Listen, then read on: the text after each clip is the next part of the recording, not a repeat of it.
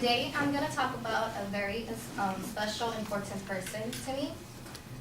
The reason why he's important is because he has taught me a lot about myself. He taught me to accept myself and really be comfortable in my own skin. I'm going to start with two famous quotes from him, and I really want you to think about it, really reflect on it, see how it can benefit you in any way. The first one is, if you can't love yourself, how the hell are you going to love someone else? Okay? And the second one is, we are born naked and the rest is drag. And the reason why these two quotes are very important is because they taught me to really be comfortable in my own skin and to really not really think about others and what other people think about me and just love me for who I am. And the second one is, I think it really talks about how your body is a vessel and you can be whatever you want to be whenever you want. If you want to dress as a girl, go ahead and dress as a girl. If you want to be a boy and you're a girl, go for ahead and do it. And the person that I'm talking about is RuPaul. He is a famous drag queen. And for those of you who do not know who he is, he was born in 1960 in San Diego, California, and as a child, he struggled a lot through his parents' divorce, and he really blamed himself for everything. But he struggled as a high school student. He dropped out of school. He really didn't have any motivation in life. He didn't know what he wanted to be.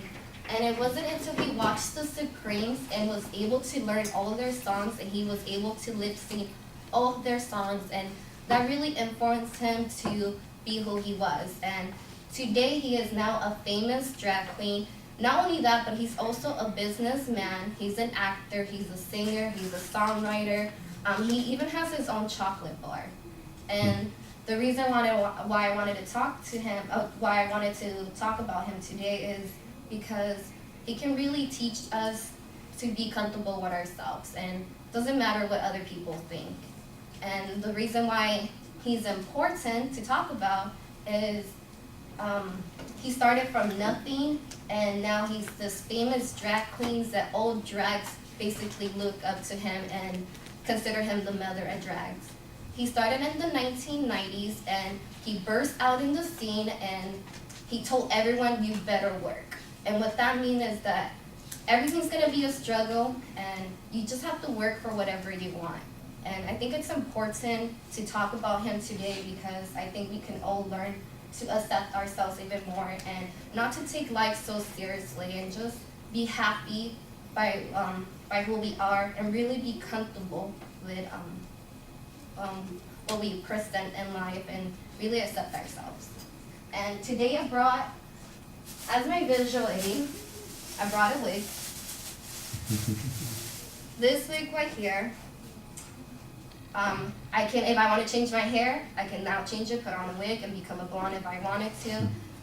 My best friend wears this. My best friend is gay, and he wasn't really fully accepted in his household, but whenever he came to my house, he will put on this wig, and he will find some stilettos that my mom bought him at a thrift store, and he would just be comfortable walking around my house just like that. And I think I learned from that so much that I'm really comfortable in my own skin, and if I wanted to wear a wig outside, I can, and I'm not ashamed of it.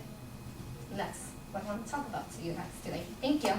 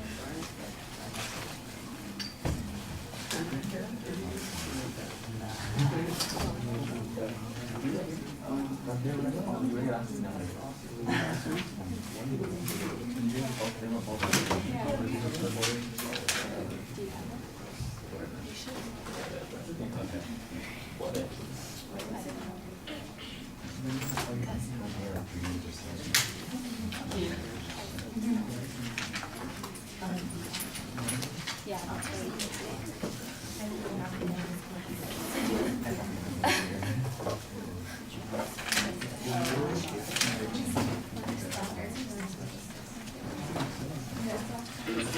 All right, let me start with 2 or 3 things that I thought were really nice, and then I'll pick out a couple of things that you want to watch out for. I like the introduction. There's suspense. We don't know who it is you're talking about yet. You keep us hanging on. You give us a couple of quotes. That's intriguing, and then we get the reveal. I thought that worked really well. I think you need to have a little bit more explicit explanation of what your thesis is. At the end of the speech, I got a very good idea about what you were trying to say, but it should have been a little bit clearer. You don't really get to the topic and reveal the topic until you're 90 seconds into the speech, so which is not too bad, except your speech is only 4 minutes long. So it's like almost halfway through before you get to the topic, and then it's really at the end of the speech that you kind of get to the theme that you're talking about, and I think you've got a very good idea here. But there's no preview, there's no obvious structure, so all the organizational stuff I think is problematic. All the information that you have is good, that part's fine. There just needs to be a plan about how am I going to talk about this person, because I get a little bit of biography, and then, but mostly it's really about the impact that he's had on the way you feel about things. Well, how did that happen? What's going on here?